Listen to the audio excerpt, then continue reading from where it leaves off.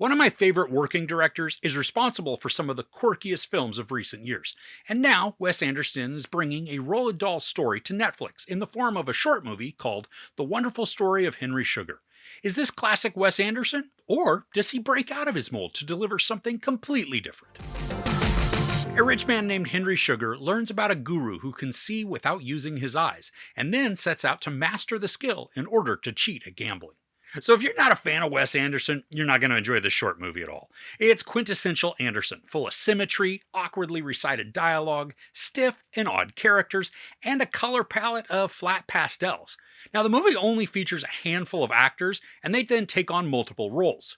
This starts off with Roald Dahl, played by Ray Fiennes, narrating his story to us, and then the presentation begins transitioning into the characters speaking their parts directly to the camera while acting out their small motions. Now, the presentation, it's very aware of an audience, and it uses dialogue quirks to draw up peculiar mannerisms and performances. Now, this also stars Benedict Cumberbatch, Ben Kingsley, Dev Patel, Richard Ayoade, and Rupert Friend. Now, it's presented mainly in a 1-to-1 square ratio, but sometimes the frame shifts to the left or to the right, making the character who is normally centered in the frame now appear to the left or right of the screen. While this is a minor shift from what Anderson normally employs, it does provide some new visual interest, in addition to the immaculate and painstakingly designed sets and backgrounds. Now, the narrative is delivered like a stage play, where we watch sets being rolled into view or out of the frame. Characters walk through openings as more and more sets descend from the top, which then creates a wonderful sense of motion combined with impeccable timing and choreography. And then there are the sets themselves. Each is vibrant in color, but created in such a way that by changing the lighting from a warm, natural hue to just one single color, the entire set transforms and provides a completely new vibe and tone for that portion of the story. Now, if you've seen other Anderson films, you know that the dialogue delivery is purposeful with cadences that are carefully chosen to match the aesthetics of that presentation. Now, here, each line is breathlessly delivered with almost a staccato beat, making the lines come across mildly robotic and even devoid of emotion. They're recited matter-of-factly in an even and non-stop pace. Now, for me, I liked the oddness of this type of delivery. Had this been a feature-length film, that may have gotten old after a bit. But because this is only 40 minutes, it didn't outstay the welcome, and it actually enhanced the storytelling. There's another quirk to the dialogue delivery that made me chuckle at the commitment to the gag.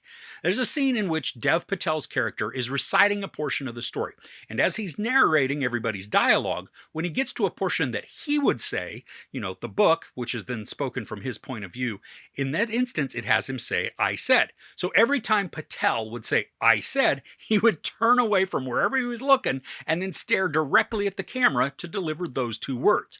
It's very different and almost unnerving at times, but it's also creative and I found it funny.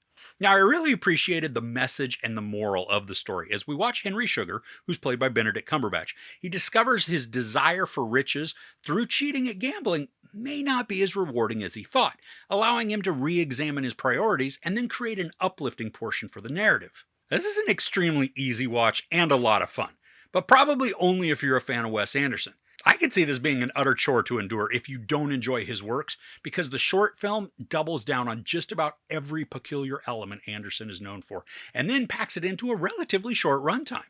The dialogue is smartly written and exceptionally delivered, creating a measured beat that could be timed with a metronome.